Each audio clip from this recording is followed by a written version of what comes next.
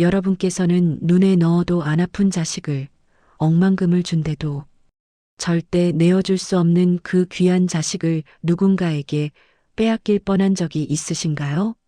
안녕하세요. 저는 제 뱃속으로 낳지는 않았지만 평생을 가슴으로 낳아 눈물로 키워온 제 아들을 빼앗길 뻔했던 60대 엄마입니다. 피 같은 자식을 잃는다는 건 상상조차 할 수 없는 끔찍한 일이지만 저는 실제로 몇 년 전 제 아들을 당연하다는 듯이 내놓으라고 소리치는 뻔뻔한 사람들을 마주해야 했습니다. 지위와 돈을 앞세워 천륜을 끊으려던 그들에게서 제가 어떻게 아들을 지켜냈는지 그 기가 막히고도 가슴 찡한 이야기를 지금부터 들려드리려고 합니다. 이야기의 시작은 제가 꽃다운 20살 첫 번째 결혼을 했을 때로 거슬러 올라가는데요. 저는 어릴 적부터 동네 아이란 아이는 다 제 손을 타고 자랐다고 할 정도로 아이들을 무척이나 좋아했습니다. 그래서인지 엄마가 되는 게 제 오랜 꿈이기도 했고요. 하지만 하늘은 제게 자식복을 허락하지 않으셨는지 첫 남편과 함께한 20년이라는 긴 세월 동안 3번이나 아이를 유산하는 아픔을 겪어야만 했습니다. 3대 독자인 남편에게 자식이 없으니 시어머니의 구박은 이루 말할 수 없었죠. 시어머니는 저를 보며 내가 우리 집대를 다 끊어놨다라며 사정없이 몰아세우셨습니다.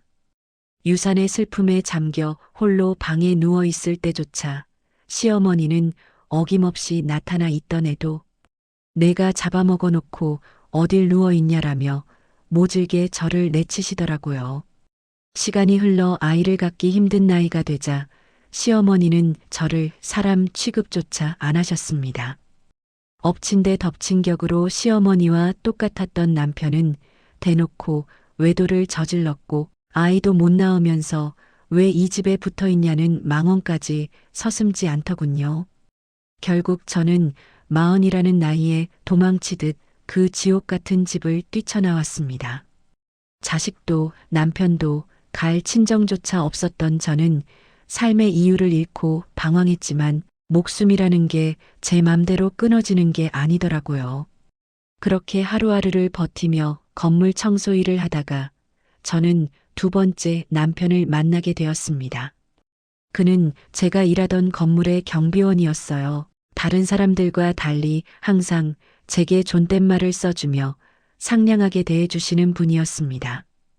다시는 남자와 살지 않겠다고 다짐했던 제 마음이 그분의 따뜻함에 서서히 녹아내리더군요.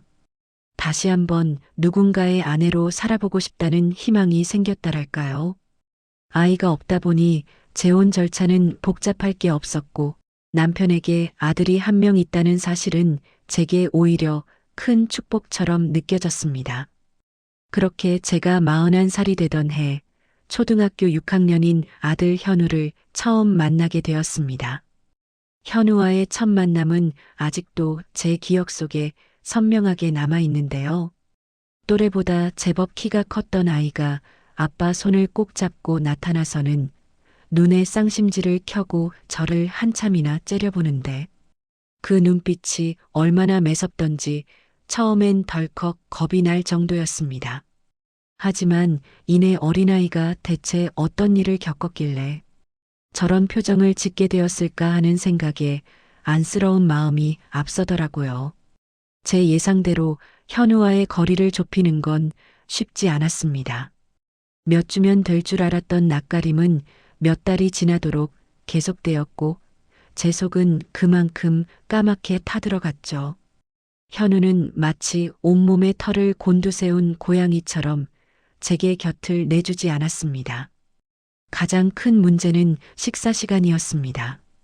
제가 정성껏 차려낸 밥상을 현우는 거들떠보지도 않았고 그럴 때마다 남편은 현우를 호되게 나무라곤 했으니까요. 최현우, 너 왜 밥 안 먹어? 엄마가 널 위해 꼭두 새벽에 일어나 차려놨는데 지금 반항하는 거야? 남편의 고함에도 현우는 입을 꾹 다물고만 있었고 제가 말려보아도 소용이 없었습니다. 결국 현우는 밥상을 박차고 일어나 울분을 토해내더군요. 친엄마도 날 버렸어요. 10년 넘게 키운 엄마도 나 잘 때 인사 한마디 없이 버리고 갔는데 아줌마라고 다르겠어요? 아이는 울먹이며 제게 독서를 퍼부었습니다. 이 여자가 해준 밥에 독을 탔을지 내가 어떻게 알아요? 나만 없으면 두 분이 잘 살 텐데 내가 눈엣 가시 아니냐고요. 그 말에 화를 참지 못한 남편이 손을 들어 올렸고 저는 본능적으로 현우를 감싸 안았습니다.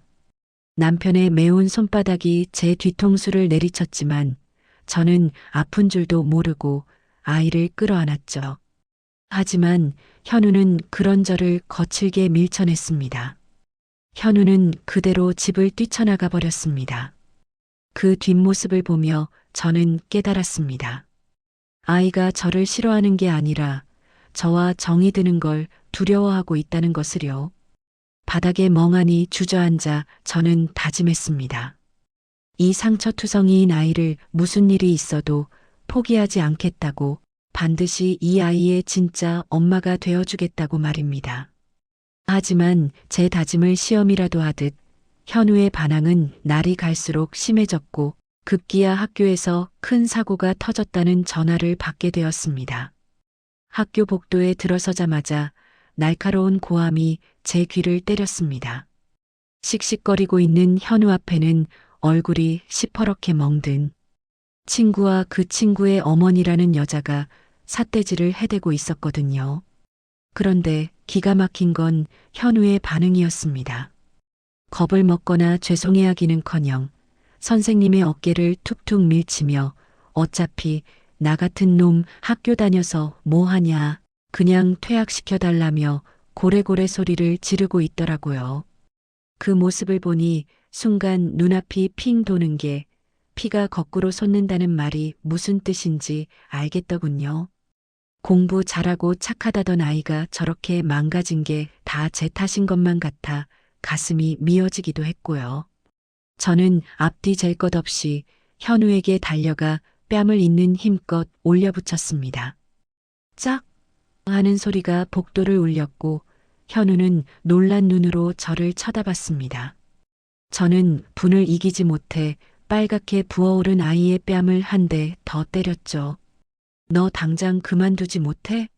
내가 왜 내 아줌마야? 엄마지. 난 내 엄마야.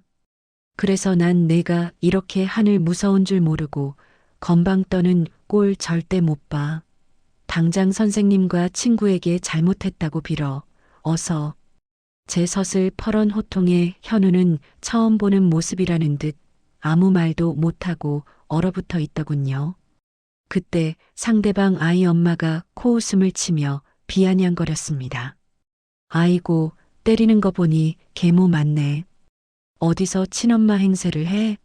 공부는 해서 뭐하냐는 둥 막말이나 하고 역시 근본이 없어. 그 여자는 계속해서 계모라는 단어를 들먹이며 저를 깎아내리기 바빴습니다. 하지만 저도 가만히 당하고만 있을 순 없었습니다. 저는 그 여자의 눈을 똑바로 쳐다보며 쏘아붙였습니다. 여보세요, 아줌마. 제가 계모라서 우리 현우 옷을 안 빨아 입혔어요. 아니면 학교를 안 보냈어요? 말 나온 김에 댁의 아들 교복이나 좀 보세요. 목 뒤가 누렇게 변해서 때가 꼬질꼬질하구먼.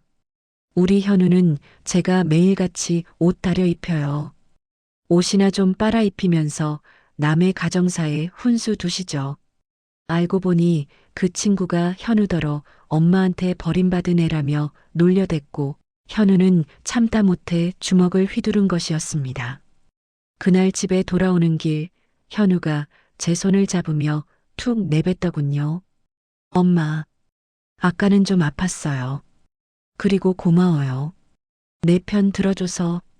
그 한마디에 우리는 비로소 진짜 가족이 되었습니다. 여보, 나 먼저 가서 미안해. 우리 현우, 당신이 부디 끝까지 지켜줘. 하늘도 무심하시지. 이제 막 우리 세 식구가 오순도순 정을 붙이고 살아보려던 찰나에 남편은 청천벽력 같은 유언만 남기고 세상을 떠나버렸습니다. 일하던 남편이 발을 헛디뎌 추락했다는 소식을 듣고 응급실로 달려갔을 땐 이미 손을 쓸 수 없는 상태였거든요. 산소호흡기에 의지해 간신히 숨만 붙어 있던 남편은 제 손을 꼭 잡고 현우를 부탁한다는 말을 남긴 채 그렇게 허망하게 눈을 감았습니다. 남편의 장례를 치르는 내내 상복을 입은 현우는 눈물 한 방울 흘리지 않고 멍하니 영정 사진만 바라보더라고요. 그 모습이 어찌나 안쓰럽던지 저는 울다가도 현우만 보면 가슴이 미어지는 것 같아 정신을 다잡아야만 했습니다. 남편을 떠나보내고 덩그러니 남겨진 저와 현우에게 닥친 현실은 너무나 가혹했습니다. 남편이 남긴 건 쥐꼬리만 한 사망 보상금과 그보다 훨씬 많은 빚뿐이었으니까요. 당장 살 집조차 위태로운 상황이었지만 저는 주저앉아 울고만 있을 수가 없었습니다. 제게는 공부 잘하고 똑똑한 아들 현우가 있었기 때문입니다. 친엄마에게 버림받고 아빠마저 잃은 이 가엾은 아이에게 저마저 무너지는 모습을 보일 수는 없었죠. 저는 이를 악물고 생활 전선에 뛰어들었습니다. 그때부터 저는 건물 청소 일을 시작했습니다. 남들이 모두 잠든 새벽 4시면 어김없이 일어나 찬바람을 맞으며 건물 화장실 변기를 닦고 복도 계단을 쓸었습니다. 고무 장갑을 껴도 독한 세제 때문에 손가락 마디마디가 갈라지고 피가 맺혔지만 밴드 하나 대충 감고 다시 대걸레를 잡았거든요. 낮에는 식당 설거지 아르바이트를 하고 밤에는 다시 건물 청소를 하며 하루 24시간 중 쪽잠 자는 서너 시간을 빼고는 쉼 없이 일만 했습니다. 몸이 부서질 것 같이 힘들 때마다 저는 책상에 앉아 밤새 공부하는 현우의 뒷모습을 떠올리며 버텼습니다. 엄마, 저 이번 모의고사도 전교 1등 했어요. 나중에 꼭 훌륭한 사람 돼서 엄마 호강 시켜드릴게요. 현우는 그런 제 고생을 아는지 모르는지 투정 한번 부리지 않고 독하게 공부만 파고들었습니다. 한창 놀고 싶고 꾸미고 싶을 나이인데도 구멍난 양말을 기워 신으며 문제집과 씨름하는 아들을 볼 때마다 대견하면서도 한편으론 가슴 한구석이 아려왔습니다. 더 좋은 환경에서 공부시켜주지 못하는 제 무능함이 원망스럽기도 했고요. 하지만 현우는 오히려 거친 제 손을 잡으며 어머니 손이 세상에서 제일 아름다워요라고 말해주곤 했습니다. 그 말 한마디가 저에게는 천금보다 더 귀한 보약이었죠. 그렇게 10년이 넘는 세월이 흘렀습니다. 제 머리에는 흰머리가 희끗희끗해지고 허리는 굽어갔지만 현우는 보란듯이 대한민국 최고의 명문 법대에 합격했고 사법연수원마저 수석으로 수료했습니다. 마침내 현우가 법복을 입고 임관하던 날 저는 남몰래 눈물을 훔쳤습니다. 단상 위에 서서 선서하는 아들의 모습이 얼마나 늠름하고 자랑스럽던지 지난 세월 겪은 온갖 서름과 고생이 눈 녹듯 사라지는 기분이었습니다. 식이 끝나고 현우는 수많은 사람을 해치고 제게 다가와 그 귀한 법복을 입은 채로 넙죽 큰 절을 올리더라고요.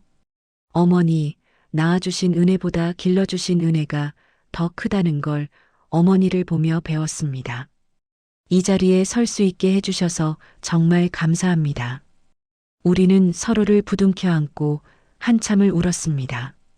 이제 우리 모자에게는 행복한 꽃길만 펼쳐질 줄 알았으니까요.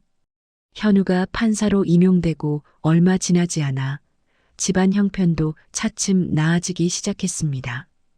좁고 눅눅했던 단칸방을 벗어나 조금 더 넓은 전셋집으로 이사도 했고요.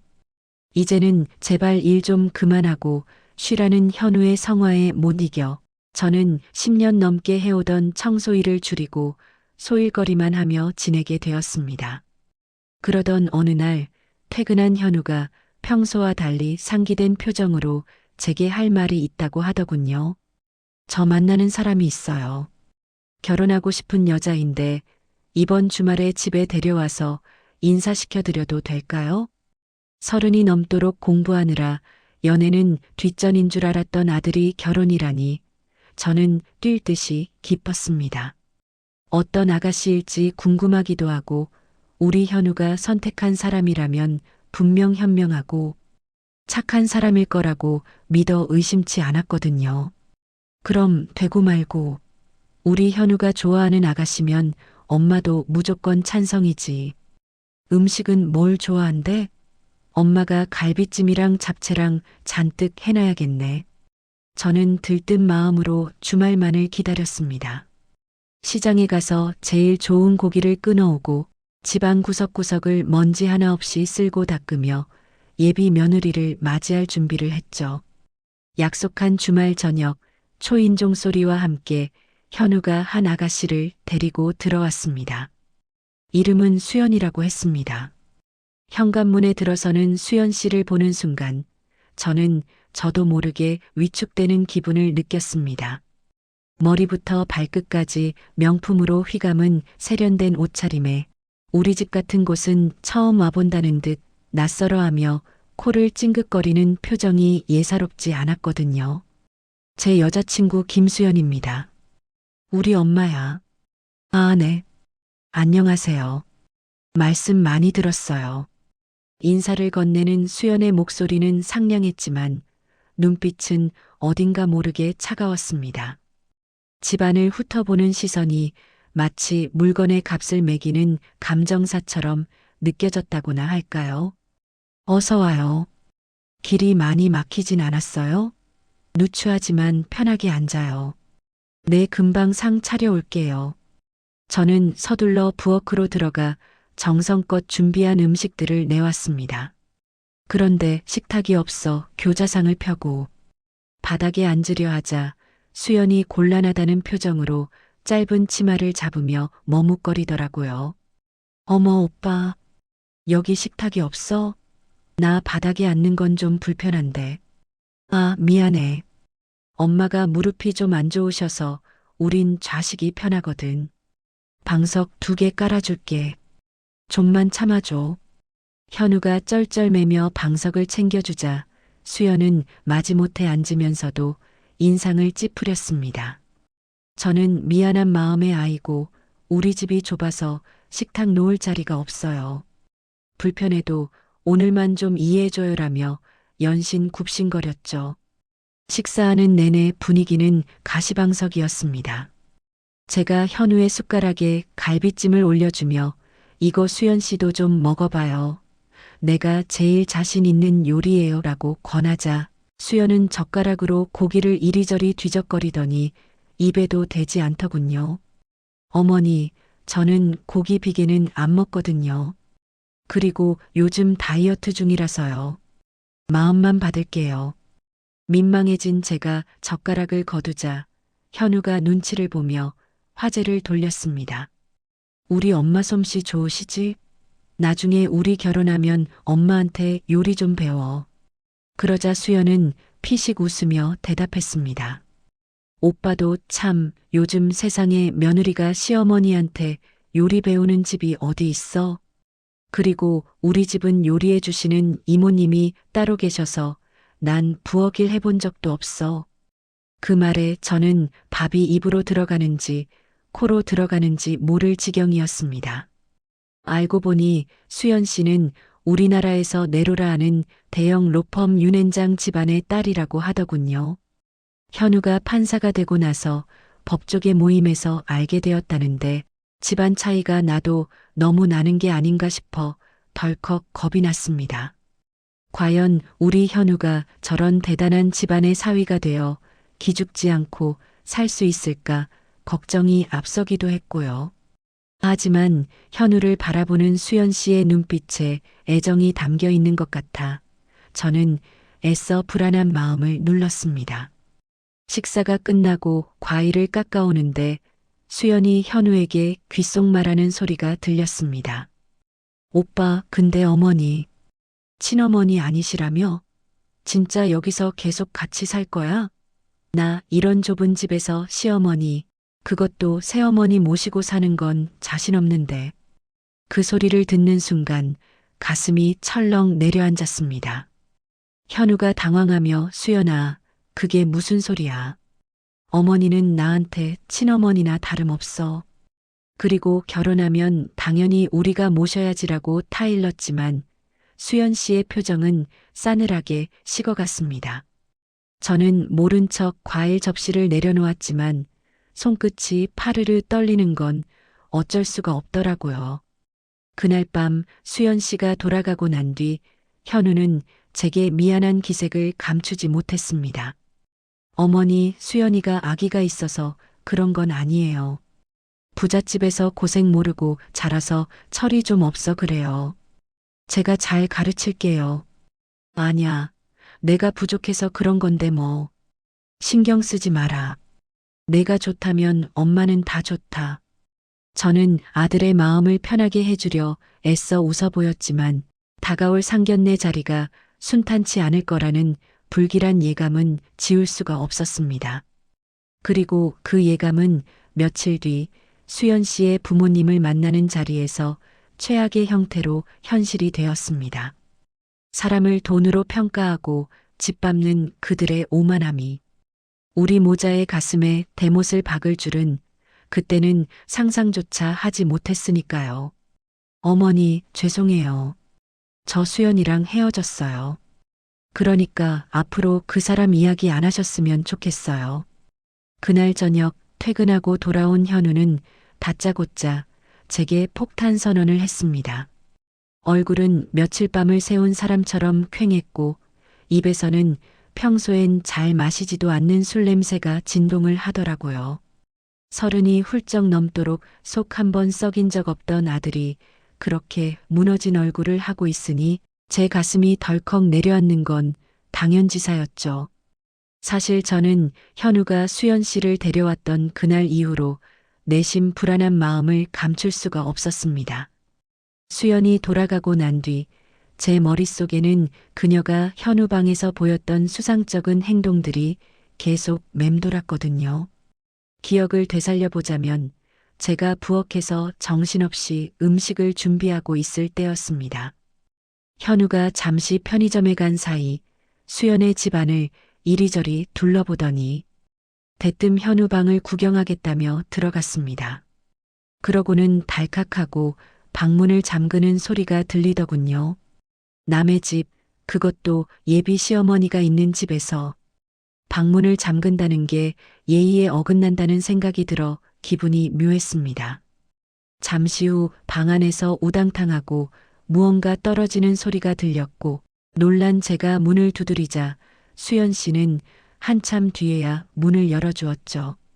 그때 수연 씨의 얼굴은 당황한 기색이 역력했고 황급히 자신의 명품 가방 속에 무언가를 구겨넣고 있었습니다. 아무것도 아니에요. 그냥 책이 좀 떨어져서요.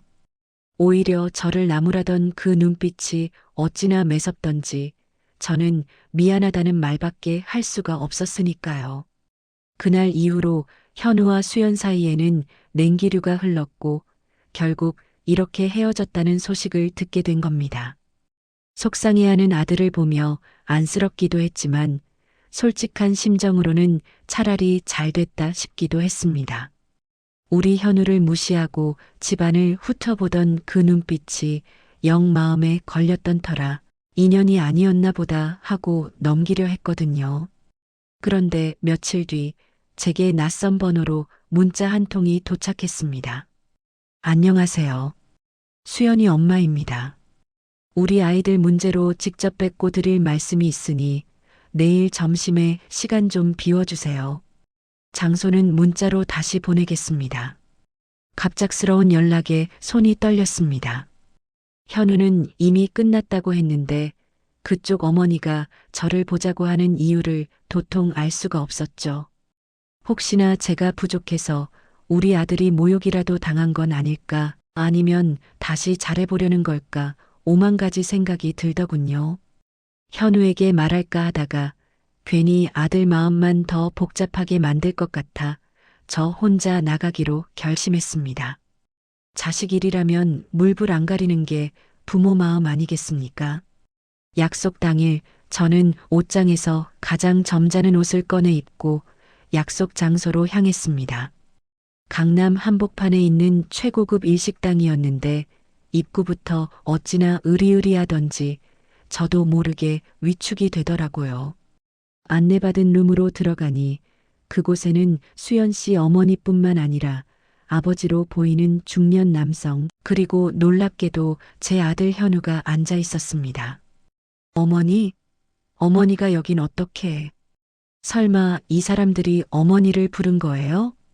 현우는 저를 보고 소스라치게 놀라 자리에서 벌떡 일어났습니다.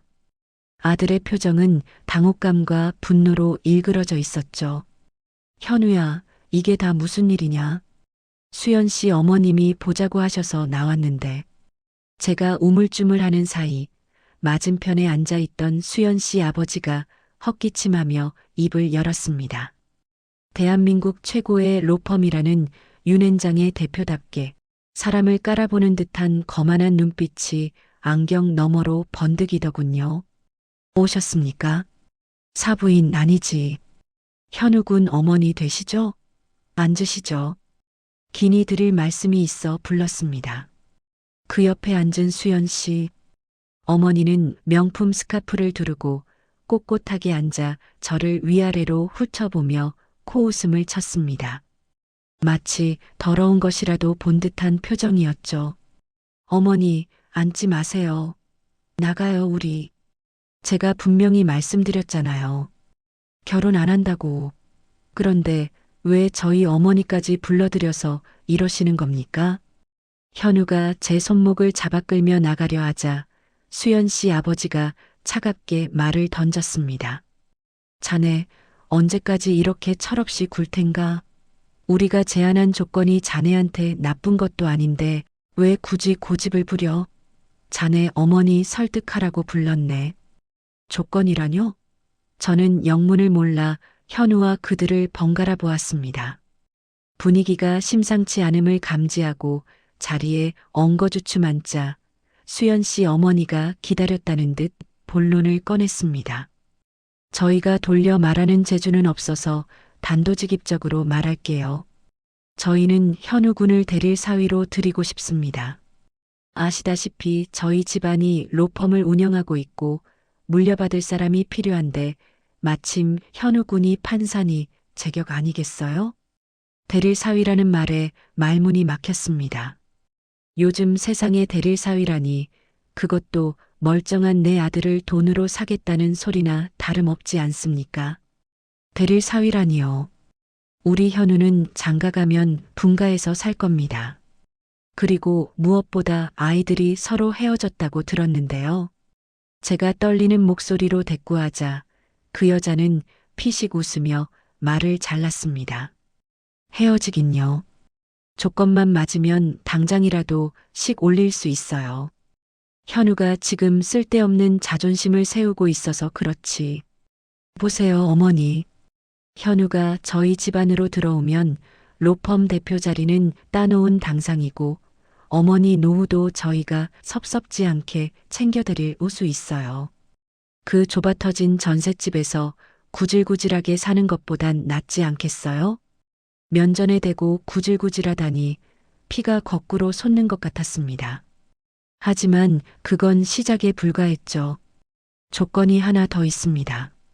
이게 가장 중요한 건데요. 수연의 어머니는 가방에서 서류 봉투 하나를 꺼내 테이블 위에 던지듯 올려놓았습니다. 그리고 그 안에서 사진 한 장을 꺼내 제 쪽으로 밀더군요. 현우 군이 저희 집안 사람이 되려면 어머니와는 인연을 끊어야 합니다. 호적 정리까지는 바라지 않더라도 결혼 후에는 일절 왕래 없이 남남처럼 사셔야 해요. 그 말은 제 가슴에 비수처럼 꽂혔습니다. 인연을 끊으라니, 천륜을 끊으라는 소리를 저렇게 아무렇지도 않게 하다니요. 그게 무슨 말도 안 되는 소리입니까?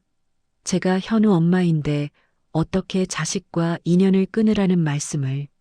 엄마라뇨? 솔직해집시다. 친엄마도 아니시잖아요. 그 여자의 입에서 나온 말에 제 심장이 덜컥 멈추는 것 같았습니다. 식당 안의 공기가 순식간에 얼어붙었죠. 테이블 위에 놓인 사진을 보니 그것은 현우가 아주 어릴 적 친어머니와 함께 찍은 빛바랜 사진이었습니다. 현우가 중학교 때 다 태워버리려던 것을 제가 혹시나 나중에 그리울까봐 몰래 앨범 깊숙한 곳에 숨겨두었던 바로 그 사진이었죠. 이 사진이 왜 여기에? 저는 너무 놀라 말이 제대로 나오지 않았습니다. 그때 문득 수연 씨가 현우 방에서 나오며 가방에 무언가를 숨기던 모습이 떠올랐습니다. 세상에, 그때 방에서 훔쳐간 게 이거였어요? 남의 집을 뒤져서 이런 걸 훔쳐가요? 제 외침에 수연 씨 어머니는 눈 하나 깜짝하지 않고 뻔뻔하게 대꾸하더군요. 훔치다니요, 말이 심하시네. 우리 딸이 현우 군을 너무 사랑해서 그 방에 뭐가 있는지 궁금해서 좀 봤다더군요. 그러다 우연히 이 사진을 발견했고 뒷조사를 좀 해봤죠. 그랬더니 역시나 피 한 방울 안 섞인 계모더군요. 계모라는 단어를 강조하며 비아냥거리는 그 표정이 어찌나 얄밉고 소름 끼치던지 저는 숨이 잘 쉬어지지 않았습니다. 그래서 말씀드리는 겁니다. 친자식도 아닌데 굳이 끼고 살 필요 없잖아요. 그동안 키워준 공은 돈으로 충분히 보상해 드릴 테니 우리 현우군 앞길 막지 말고 이쯤에서 빠져주세요. 솔직히 말해서 격 떨어지는 계모가 사돈이라며 결혼식 혼주석에 앉아있는 꼴, 저는 죽어도 못 보거든요. 돈이면 다 되는 줄 아는 그들의 오만함에 기가 찼습니다. 제가 아무리 못 배우고 가난하게 살았어도 자식을 돈이랑 맞바꿀 만큼 비루하게 살지는 않았습니다. 옆에 있던 현우가 주먹을 꽉 쥐고 부들부들 떨고 있더군요. 아들의 얼굴은 터질 듯 붉어져 있었고 목에 핏대까지 서 있었습니다. 그만하세요. 말씀이 지나치십니다. 현우가 소리쳤지만 수연 씨 아버지는 혀를 차며 거들었습니다. 자네, 흥분하지 말게. 다 자네를 위해서 하는 소리야. 판사 월급으로 언제 집 사고 언제 자리 잡겠나? 우리 로펌에 들어오면 자네 인생이 달라져. 근본도 없는 계모 하나 버리는 게 뭐 그리 어려운 일이라고 일어나? 그들은 저를 투명 인간 취급하거나 아니면 치워버려야 할 쓰레기 취급을 하고 있었습니다. 저는 모욕감에 눈물이 핑 돌았지만 여기서 울면 정말로 저들에게 지는 것 같아 입술을 깨물며 참았습니다. 그때였습니다. 묵묵히 듣고 있던 현우가 자리를 박차고 일어나더니 수연 씨 부모를 향해 서늘한 목소리로 말했습니다. 지금 근본 없는 게 누군지 모르겠군요. 남의 가정사 들추고 뒤에서 도둑질하고 돈으로 사람 매수하려는 당신들이야말로 정말 바닥입니다. 뭐라? 이 자식이 지금 어디서 눈을 부릅뜨고. 수연 씨 아버지가 삿대질하며 고함을 쳤지만 현우는 물러서지 않았습니다. 아들은 제 손을 꽉 잡으며 그들에게 선전포고하듯 내뱉었습니다. 제 어머니 모욕하는 거 더는 못 참습니다. 로펌 대표? 수천억을 준다 해도 저는 저희 어머니랑 못 바꿉니다. 당신들 같은 쓰레기 집안이랑 엮이느니 평생 혼자 사는 게 낫겠습니다. 그리고 현우는 테이블 위에 놓인 물잔을 들어 올렸습니다. 저는 깜짝 놀라 아들을 말리려 했지만 이미 늦은 뒤였죠. 그리고 이 사진, 당신들이 함부로 만질 물건 아닙니다. 현우는 물잔에 물을 수연 씨 어머니 얼굴에 그대로 끼얹어 버렸습니다. 아, 이게 무슨 짓이야. 비명을 지르는 예비 장모와 벙찐 예비 장인 앞에서 현우는 그 어느 때보다 단호하고 무서운 표정을 짓고 있었습니다. 순한 줄만 알았던 내 아들에게서 처음 보는 분노가 터져나온 순간이었습니다. 감히 누구 앞에서 행패야. 이 천한 것들이 어디서 물을 뿌려. 물벼락을 맞은 수연 씨 어머니는 마치 멱다는 소리처럼 비명을 질러대더군요. 방금 전까지 고상한 척하며 저를 벌레 보듯 하던 그 여자의 얼굴에서 검은 마스카라 국물이 뚝뚝 떨어지는데 곽골이 아주 가관이었습니다. 하지만 제 아들 현우는 눈 하나 깜짝하지 않고 차갑게 그들을 내려다보고 있었습니다. 평소에는 법 없이도 살순한 아이였지만 한번 화가 나니 그 눈빛이 서슬퍼런 작두날 같아 저조차도 숨을 죽이게 되더라고요. 당황한 수연 씨 아버지가 냅킨으로 아내의 얼굴을 닦아주며 현우에게 소리쳤습니다. 자네 지금 제정신인가? 판사라는 사람이 폭력을 써? 내 당장 자네 법복 벗게 만들 수도 있어. 법복이요? 벗기세요. 저도 더러운 돈으로 쌓아 올린 당신네 로펌 사위될 생각 추호도 없으니까요. 그리고 너 내가 왜 헤어지자고 했는지 진짜 몰라서 이래? 내 남동생이 나 찾아왔더라. 현우의 입에서 남동생이라는 단어가 나오자 수연 씨의 얼굴이 사색이 되었습니다.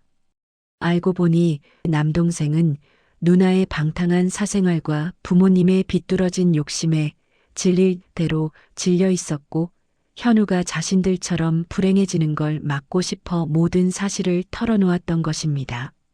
내 동생이 다 말해주더군.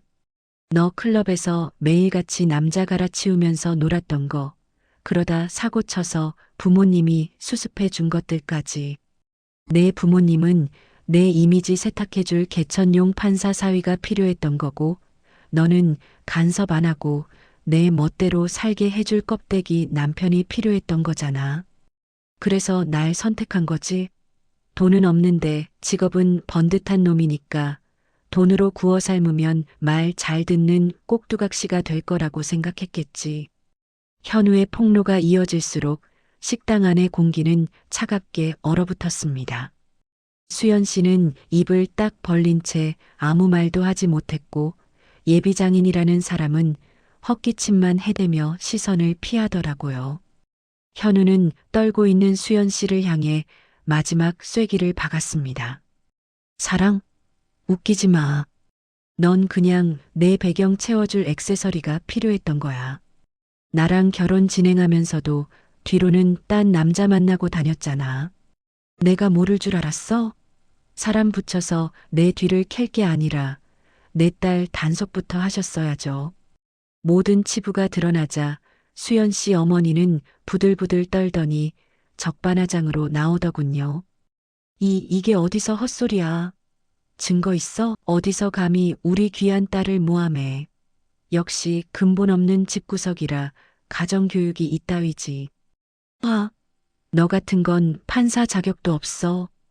그 여자가 악을 쓰며 현우의 뺨을 때리려 손을 치켜들었습니다. 그 순간 제 안에서 무언가 툭 하고 끊어지는 소리가 들렸습니다. 지난 세월 내 아들을 지키기 위해서라면 물불 가리지 않고 억척스럽게 살아온 저였습니다. 감히 누가 내 새끼 몸에 손을 댄단 말입니까? 저는 반사적으로 그 여자의 팔을 낚아채고는 있는 힘껏 밀쳐버렸습니다. 어디다 손을 대? 내가 뭔데 내 아들을 때려? 내 아들이 내 집 머슴인 줄 알아? 저는 그동안 참았던 분노를 터뜨리며 그 여자의 머리채를 휘어잡았습니다. 아, 이거 안 나? 이 무식한 여자가 미쳤나 봐. 그래, 나 무식하다. 너희처럼 돈만 많고 속은 썩어 문드러진 인간들보다 차라리 무식하고 정직하게 사는 게 100배 1000배 낫다. 남의 눈에 피눈물 나게 하면 내 눈에는 피고름이 쏟아지는 법이야. 감히 누굴 데릴 사위로 들여? 누굴 보고 인연을 끊으래? 저는 그 여자의 머리채를 잡고 흔들며 그동안 쌓인 서름을 모두 토해냈습니다. 얼마나 세게 흔들었는지 그 여자가 비명을 지르며 바닥에 나뒹굴더라고요. 그러자 옆에 있던 수연이 아버지가 저를 말리겠다며 달려들었습니다. 이 여자가 정말 당장 그 손 못 놔? 하지만 이미 눈이 뒤집힌 저는 보이는 게 없었습니다. 저는 달려드는 그 남자의 머리채도 덥석 잡았습니다. 그런데 이게 웬일입니까? 제 손에 묵직한 무언가가 쑥 하고 빠져나오는 게 아니겠습니까? 어, 순식간에 정적이 흘렀습니다. 제 손에 들려있는 건 그 남자의 검은 가발이었고 수연 씨 아버지의 머리는 훤하게 벗겨져 반짝이고 있었습니다. 식당 안에 손님들이 웅성거리며 쳐다보기 시작했고 여기저기서 킥킥거리는 웃음소리가 터져 나왔습니다. 으악, 내 머리, 내 머리. 천하의 로펌 대표라며 거들먹거리던 사람이 대머리가 드러난 채 허둥지둥 가발을 뺏으려 달려드는 꼴이라니 그 모습이 얼마나 우스꽝스럽던지 10년 묵은 체증이 확 내려가는 기분이었습니다. 저는 들고 있던 가발을 저 멀리 구석으로 냅다 던져버렸습니다. 에라이, 가발이나 챙겨 쓰고 다녀라. 남의 가정 파탄 낼 궁리하지 말고. 가발을 주우러 네 발로 기어가는 수연 씨 아버지와 산발이 된 머리로 씩씩거리는 수연의 어머니, 그리고 창피해서 고개도 못 들고 있는 수연 씨까지 그야말로 아수라장이 따로 없었습니다. 현우는 멍하니 서 있는 저를 감싸 안으며 말했습니다. 엄마 가요. 더 이상 이런 사람들하고 말 섞을 가치도 없어요. 우리는 난장판이 된 식당을 뒤로하고 당당하게 걸어 나왔습니다. 등 뒤에서 너희들 가만 안 둘 거야. 라고 고래고래 소리 지르는 비명 따위는 들리지도 않았습니다. 식당을 나와 차가운 밤 공기를 마시니 그제야 흥분이 가라앉더군요. 현우가 제 헝클어진 옷매무새를 다듬어주며 피식 웃음을 터뜨렸습니다. 아까 진짜 대단하시던데요? 예전에 학교 찾아오셔서 소리치던 그 모습 아직 안 죽으셨네요. 어머, 내가 너무 심했나? 그래도 어쩌냐. 내 새끼 건드리는 건 못 참겠던데. 우리는 서로를 마주보며 한바탕 크게 웃었습니다. 비록 재벌가 며느리는 놓쳤고 판사 사위 대접받으며 호강할 기회는 날아갔지만 하나도 아깝지 않았습니다. 돈으로도 살 수 없는 끈끈하고 단단한 우리의 사랑을 확인했으니까요. 엄마 미안해요. 그리고 고마워요. 나한테 엄마는 세상에 딱 한 분뿐이에요. 낳아준 분보다 날 지켜주고 믿어준 내 진짜 엄마예요. 현우는 제 거친 손을 잡고 눈물을 글썽였습니다. 그래, 나도 고맙다. 부족한 이 엄마를 부끄러워하지 않고 선택해줘서 우리 앞으로는 아프지 말고 행복하게만 살자. 우리는 그렇게 서로의 체온을 나누며 집으로 돌아왔습니다. 그 일이 있은 후 수연네 집안 사람들은 다시는 우리 앞에 나타나지 않았습니다. 들리는 소문으로는 그날 식당에서의 추태가 소문이 나서 망신을 톡톡히 당했다고 하더라고요. 현우는 더욱 일에 매진하여 존경받는 판사가 되었고 얼마 지나지 않아 마음씨 곱고 선한 아가씨를 만나 결혼했습니다. 이번 며느리는 제가 해주는 갈비찜을 제일 좋아하고 저를 친정어머니처럼 살갑게 대하는 참한 아이입니다. 여러분, 피 한 방울 섞이지 않았어도 가슴으로 낳은 자식은 그 어떤 핏줄보다 진할 수 있다는 걸 저는 믿습니다. 부모와 자식은 조건이나 돈이 아니라 함께한 시간과 서로를 향한 믿음으로 맺어지는 거니까요. 비록 남들이 보기엔 계모일지 몰라도 저는 제 아들 현우에게만큼은 세상에서 가장 자랑스러운 진짜 엄마로 남고 싶습니다. 어머니, 주말에 며느리랑 갈비찜 먹으러 갈게요. 라고 전화하는 아들의 목소리가 오늘따라 더욱 정겹게 들리네요. 제 긴 이야기 들어주셔서 감사합니다. 엄마, 손 좀 보세요. 아까는 천하장사처럼 그 사람들 휘어잡으시더니 지금은 왜 이렇게 떨고 계세요? 식당을 빠져나와 현우의 차에 올라탄 뒤에도 제 손은 멈추지 않고 파르르 떨리고 있었습니다. 운전대를 잡은 현우가 걱정스러운 눈빛으로 저를 힐끔거리며 물었지만 저는 그제야 긴장이 풀렸는지 온몸에 힘이 쭉 빠져 대답조차 제대로 나오지 않더라고요. 차창 밖으로 스쳐 지나가는 화려한 서울의 야경이 마치 꿈만 같았습니다. 방금 전까지 그 으리으리한 식당에서 대한민국 최고 로펌 대표라는 사람의 머리채를 잡고 가발을 집어 던졌다는 사실이 믿기지 않아서였죠. 심장이 쿵쾅거리는 소리가 귀에 들릴 만큼 크게 울렸지만 이상하게도 입가에는 자꾸만 실실 웃음이 새어나왔습니다. 아마도 10년 묵은 체증이 내려간다는 게 바로 이런 기분이었나 봅니다. 아니, 내가 떨기는 뭘 떤다고 그러냐? 근데 현우야, 너 아까 봤니? 그 양반 머리. 세상에, 난 내 손에 뭐가 쑥 빠지길래 짐승 한 마리 잡은 줄 알았다니까.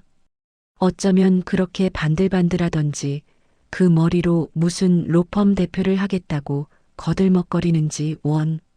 제 말에 현우도 참았던 웃음을 터뜨렸습니다.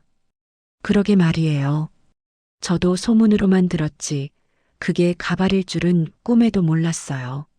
엄마 덕분에 그 집안 아마 당분간 얼굴도 못 들고 다닐 겁니다. 속이 다 시원하네요. 우리는 차 안이 떠나갈 듯 크게 웃었습니다. 그동안 가슴을 짓누르던 무거운 돌덩이가 사라진 자리에는 서로를 향한 믿음과 유쾌한 통쾌함만이 남아 있었으니까요. 집으로 돌아오는 길, 차 안의 공기는 그 어느 때보다 따뜻했습니다. 하지만 웃음 뒤에는 씁쓸한 현실에 대한 이야기가 남아 있었죠. 저는 현우에게 아까 식당에서 다 하지 못했던 이야기를 물었습니다. 그런데 현우야, 아까 그 수연이 동생이 다 말해줬다는 게 무슨 소리냐? 그 집 아들이 널 찾아왔었다고? 현우는 잠시 침묵하더니 담담한 목소리로 그동안 있었던 일을 털어놓기 시작했습니다. 사실 수연이 남동생 이름이 지석이에요. 얼마 전에 저를 찾아왔더라고요. 대뜸 저한테 그러는 거예요. 형님, 우리 누나랑 결혼하지 마세요.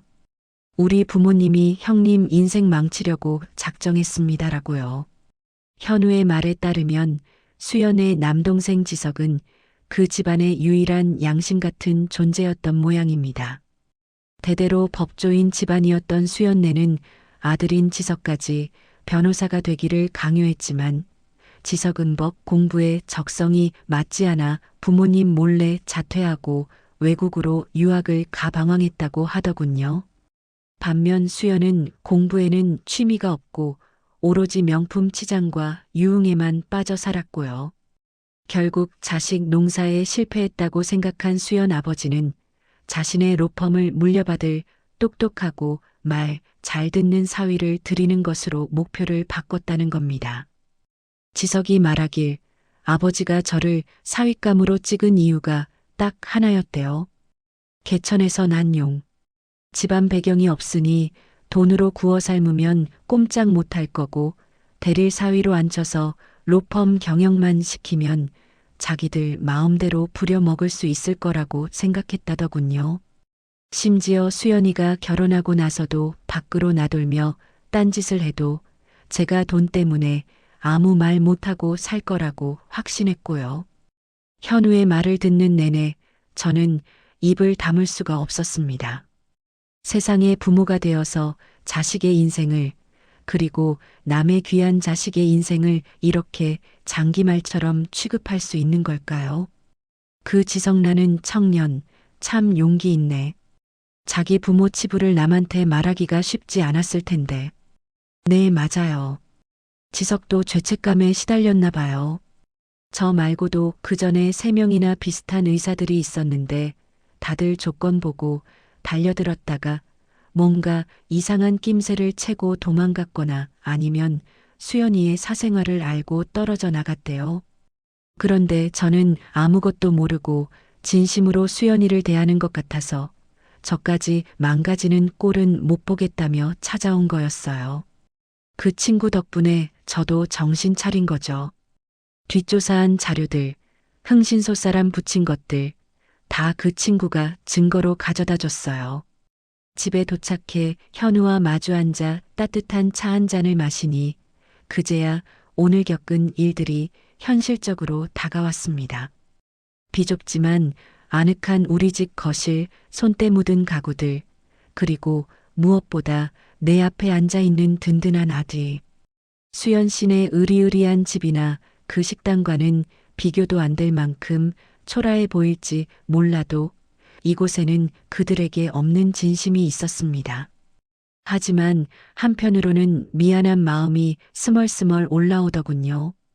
결국 저라는 존재가, 계모라는 제 위치가 현우에게 약점이 되어 공격받았다는 사실이 가슴 아팠습니다. 현우야, 엄마가 미안하다. 내가 좀 더 번듯한 친엄마였으면 내가 그런 모욕 안 당했을 텐데. 못난 엄마 만나서 내가 고생이 많다.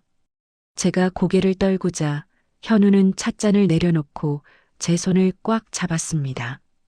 거칠고 투박한 제 손을 어루만지는 아들의 손길은 따뜻하고 단단했습니다. 어머니, 그런 말씀 마세요. 저한테 어머니는 약점이 아니라 제 인생 최고의 자랑이에요. 낳아주기만 하고 버린 사람보다 십수년을 밤낮 없이 일하며 저를 지켜준 어머니가 100번 1000번 더 소중해요. 오늘 그 사람들이 어머니를 계모라고 비하했을 때 저는 화가 난 게 아니라 오히려 그 사람들이 불쌍했어요. 사람을 조건으로만 평가하는 그 눈으로는 어머니가 저한테 주신 사랑의 크기를 죽었다 깨어나도 못 볼 테니까요. 현우의 눈시울이 붉어졌습니다. 그리고 오늘 알았어요. 돈으로 처바른 그 집안보다 우리가 훨씬 더 행복하고 건강한 가족이라는 걸요. 어머니가 제 엄마라서 저는 정말 다행이에요. 아들의 진심 어린 고백에 저는 결국 참았던 눈물을 터뜨리고 말았습니다. 서러움의 눈물이 아니라 감동과 감사의 눈물이었죠. 우리는 서로를 부둥켜 안고 한참을 다독였습니다. 그날 밤 저는 잠자리에 누워 천장을 바라보며 생각했습니다. 비록 내 배 아파 낳진 않았지만 이 아이는 하늘이 내게 보내준 진짜 내 자식이라고요. 그리고 앞으로 어떤 시련이 닥쳐와도 우리는 절대 서로의 손을 놓지 않을 거라고 다짐했습니다. 다음 날 아침 여느 때처럼 현우를 출근시키고 난 뒤 저는 집 안 청소를 하며 콧노래를 흥얼거렸습니다. 어머니, 저 다녀올게요. 오늘 저녁에 맛있는 거 먹어요. 현관을 나서는 아들의 뒷모습이 어찌나 씩씩하던지 어제 있었던 악몽 같은 일은 마치 없었던 일처럼 느껴졌습니다. 하지만 인생이란 게 참 묘하죠. 태풍이 지나가고 나면 더 맑은 해가 뜬다고 하잖아요. 우리 모자에게도 그 시련은 오히려 서로를 더 단단하게 묶어주는 계기가 되었으니까요. 그리고 그로부터 2년이라는 시간이 훌쩍 흘렀습니다. 그동안 우리에게는 또 한 번의 놀라운 변화가 찾아왔습니다. 이번에는 가짜가 아닌 진짜 행복이 담긴 변화였죠. 비 온 뒤에 땅이 굳어진다는 옛말, 그거 정말 하나도 틀린 게 없더라고요. 그날의 소란스러웠던 식당 사건 이후 저와 현우 사이에는 눈에 보이지 않는 아주 단단한 끈이 하나 더 생긴 기분이었습니다. 태풍이 휩쓸고 지나간 자리에 오히려 더 맑고 투명한 하늘이 드러나듯이 우리 모자는 서로의 상처를 보듬으며 예전보다 훨씬 더 깊은 신뢰를 쌓아가게 되었으니까요. 겉만 번지르르하고 속은 썩어 문드러진 사람들에게서 받은 상처는 우리가 서로를 향해 가지고 있는 진심 어린 사랑이라는 약으로 말끔하게 치유가 되었습니다. 현우는 일에 더욱 매진하여 법원에서도 인정받는 판사로 자리를 잡았고 저 또한 아들의 뒷바라지를 하며 소소하지만 확실한 행복을 누리며 지냈습니다. 그렇게 어느덧 2년이라는 시간이 훌쩍 흘렀습니다. 계절이 2번 바뀌고 다시 봄바람이 살랑거리던 어느 날 현우가 넌지시 좋은 사람이 생겼다는 이야기를 꺼내더군요. 지난번에 아픈 기억 때문에 혹여나 또 상처받지는 않을까 내심 걱정이 앞서기도 했지만 아들의 표정이 예전 수연 씨를 만날 때와는 확연히 다르게 편안해 보여 한시름 놓았습니다. 친구의 소개로 만났다는데 성품이 참 선하고 무엇보다 현우와 결이 잘 맞는 아가씨라고 하더군요. 어머니, 이번 주말에 인사드리러 올게요. 정말 좋은 사람이에요. 어머니도 보시면 마음에 쏙 드실 거예요. 현우의 말에 저는 다시 한번 설레는 마음으로 장을 보고 집안을 쓸고 닦았습니다. 그리고 약속한 주말 현관문을 열고 들어오는 아가씨를 보는 순간 저는 직감적으로 알 수 있었습니다. 아, 이번에는 정말 우리 현우의 배필이구나 하고 말이죠. 화려한 명품이나 짙은 화장 대신 수수한 옷차림에 맑은 미소를 띤 그 아가씨는 저를 보자마자 어머니, 안녕하세요라며 허리 숙여 공손하게 인사를 건넸습니다. 그 목소리에 담긴 따스함이 제 가슴에 훈훈하게 스며들더라고요. 식사 시간 풍경도 예전과는 딴판이었습니다. 좁은 방바닥에 교자상을 펴고 앉아야 하는 상황이었지만 그 아가씨는 불평 한마디 없이 오히려 방바닥이 따뜻해서 너무 좋네요. 꼭 친정집 온 것 같아요라며 살갑게 굴었습니다. 제가 정성껏 차린 갈비찜과 잡채를 얼마나 맛있게 먹던지 보는 내내 제 입가에서 미소가 떠나질 않았거든요. 어머니, 음식 솜씨가 정말 대단하세요. 식당 하셔도 대박 나시겠어요. 저 나중에 오면 비법 좀 전수해 주세요. 빈말이 아니라 진심으로 감탄하며 엄지손가락을 치켜 세우는 모습이 어찌나 예쁘고 고맙던지요. 수연 씨가 젓가락으로 음식을 뒤적거리며 타박하던 모습과 겹쳐지면서 사람 됨됨이라는 게 이렇게나 다를 수 있구나 싶어 감개가 무량했습니다.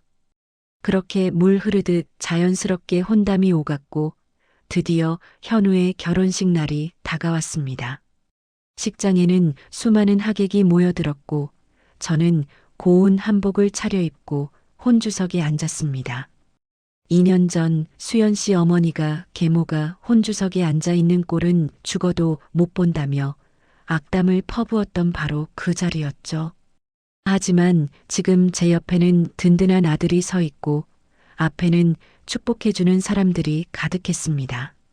화촉점화를 위해 단상으로 걸어나가는 제 발걸음 하나하나에 지난 20여 년의 세월이 주마등처럼 스쳐 지나가더군요.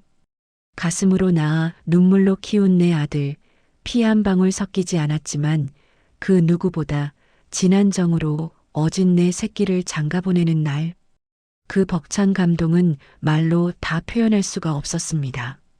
현우는 턱시도를 입은 늠름한 모습으로 제게 다가와 큰 절을 올렸습니다. 바닥에 엎드린 아들의 등 위로 조명이 떨어지는데 훌쩍 커버린 그 등이 어찌나 넓고 듬직해 보이던지 눈물이 핑 돌았습니다. 어머니, 키워주셔서 감사합니다. 앞으로 효도하며 잘 살게요. 아들의 떨리는 목소리에 저도 모르게 눈물을 훔쳤습니다. 하객들의 박수 소리가 식장을 가득 메웠고 저는 세상에서 가장 행복한 어머니가 되어 아들의 새로운 출발을 축복해 주었습니다. 며느리 또한 제 손을 꼭 잡으며 어머니, 저 부족하지만 현우 씨랑 정말 예쁘게 잘 살게요. 지켜봐 주세요라고 말하는데 그 마음이 고와서 저도 모르게 며느리를 꼭 안아주었네요. 결혼 후에도 우리 고부간의 사이는 더할 나위 없이 좋았습니다. 며느리는 주말마다 현우와 함께 찾아와 어머니, 갈비찜 먹고 싶어서 왔어요 라며 애교를 부렸고 우리는 좁지만 아늑한 거실에 둘러앉아 웃음꽃을 피웠습니다. 돈이나 배경 같은 조건이 아니라 서로를 아끼고 위하는 마음만으로 꽉 채워진 진짜 가족이 된 것이죠. 어느 날 저녁 현우가 과일을 깎으며 제게 넌지시 묻더라고요. 어머니, 혹시 그때 후회 안 하세요?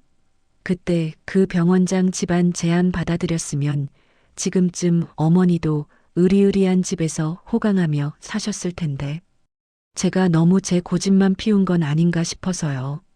저는 손사래를 치며 대답했습니다. 어이고야, 무슨 섭섭한 소리를 하니? 나는 지금이 훨씬 좋다. 천금이 생긴들 내 새끼 마음 편한 것보다 좋겠냐. 그리고 난 우리 며느리가 100배 1000배 더 마음에 든다.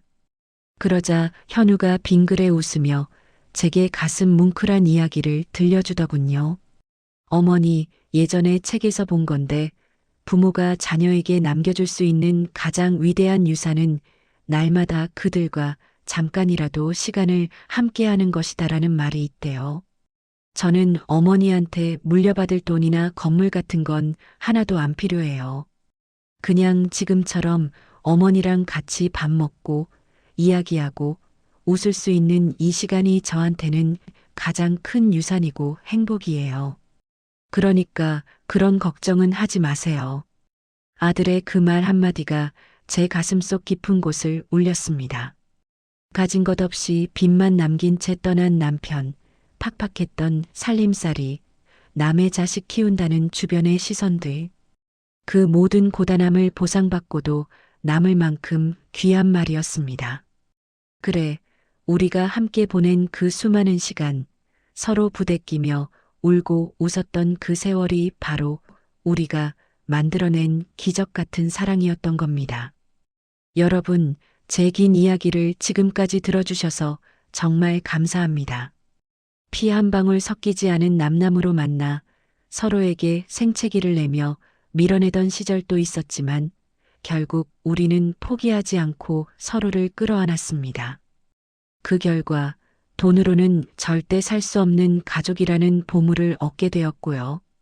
혹시 여러분 중에서도 자식과의 관계 때문에 혹은 부모님과의 갈등 때문에 힘들어하는 분이 계신가요?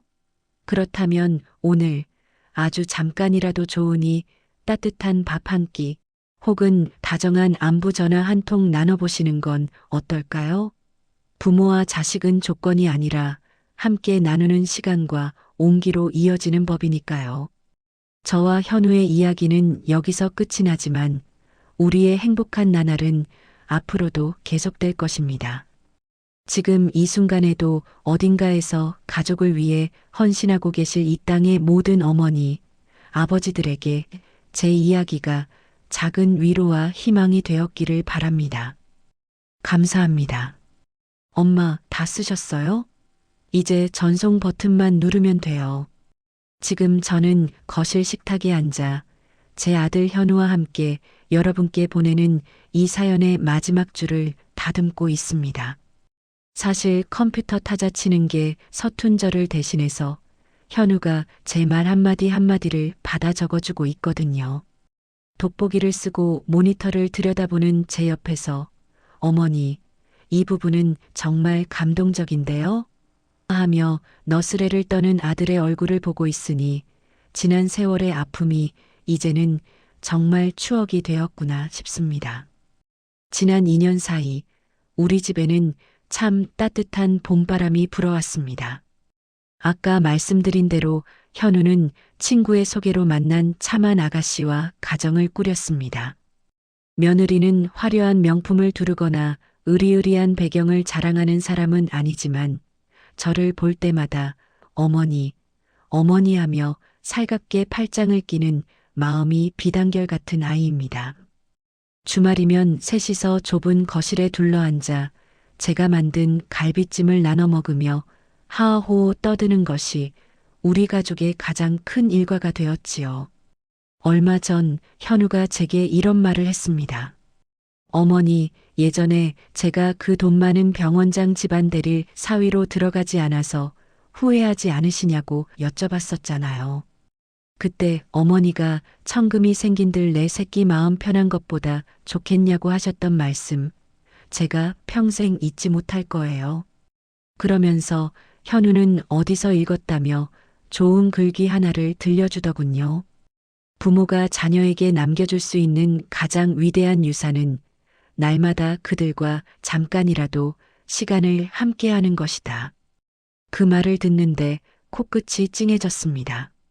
제가 비록 현우에게 물려줄 돈도 번듯한 건물도 없지만 우리가 함께 밥을 먹고 서로의 눈을 맞추며 이야기 나눴던 그 수많은 시간들이야말로 제가 아들에게 준 가장 큰 유산이었다는 걸 깨달았으니까요. 돈으로 맺어진 관계가 아니라 시간과 정성으로 맺어진 우리 모자 사이는 그 어떤 풍파가 와도 흔들리지 않을 거라는 확신이 들었습니다. 지금 이 사연을 읽고 계신 여러분, 혹시 오늘 부모님께 혹은 자녀에게 따뜻한 말 한마디 건네셨나요? 삶이 바쁘다는 핑계로 소중한 사람과의 시간을 미루고 계시지는 않은가요? 부모와 자식은 함께하는 시간이 많을수록 그 사랑의 깊이도 깊어지는 법입니다. 오늘 저녁에는 쑥스럽더라도 부모님께 전화 한 통 드려서 사랑한다, 고맙다 말해보시는 건 어떨까요? 피 한 방울 섞이지 않았지만 가슴으로 낳아 눈물로 키운 제 아들, 그리고 그 아들을 돈으로 빼앗으려던 사람들 앞에서 당당히 맞서 지켜낸 저희 긴 이야기를 지금까지 들어주셔서 진심으로 감사합니다. 세상의 모든 어머니와 아버지, 그리고 아들과 딸들이 서로의 체온을 나누며 행복해지기를 바라며 저는 이만 글을 마칩니다. 감사합니다.